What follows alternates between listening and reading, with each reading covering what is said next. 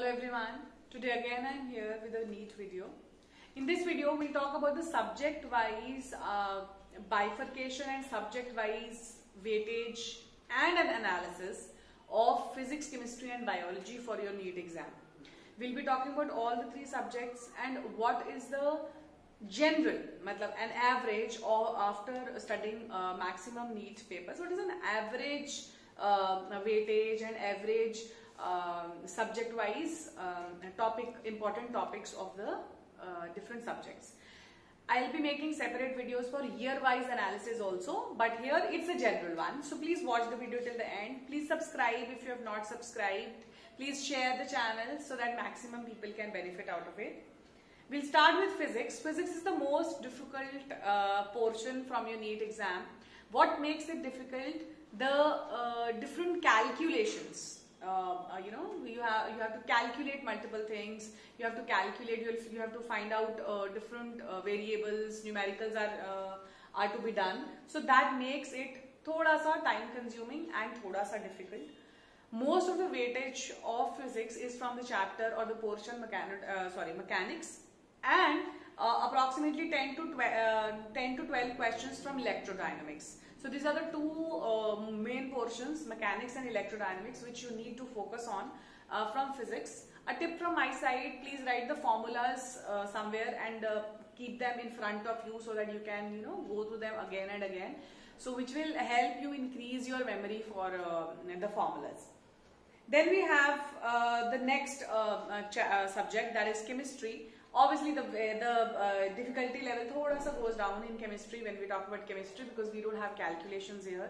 We have multiple questions from chemistry, 45 questions that we have already discussed.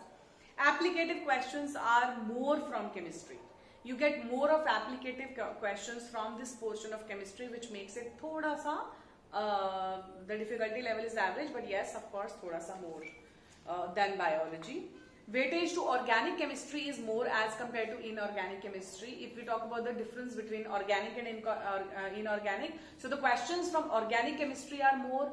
The level you can say the weightage for organic chemistry is more as compared to inorganic chemistry. Fine. So organic chemistry you need to focus on. Applicative questions, approximately 17 to 18 applicative questions are from organic chemistry in the chapter, in the portion of chemistry. Now herein we need to pay more attention to coordinate compounds, chemical bonding. So this is what I could observe, that from these topics the more number of questions are from here in chemistry. Now we come to biology. The maximum questions for NEET exams, 45 plus 45, 45 botany, 45 zoology, comes from biology. Biology, we being biology students, I can say that this is the easiest portion of your NEET exam, and of course the maximum scoring one. But yes, of course you have to pay attention to physics and chemistry also.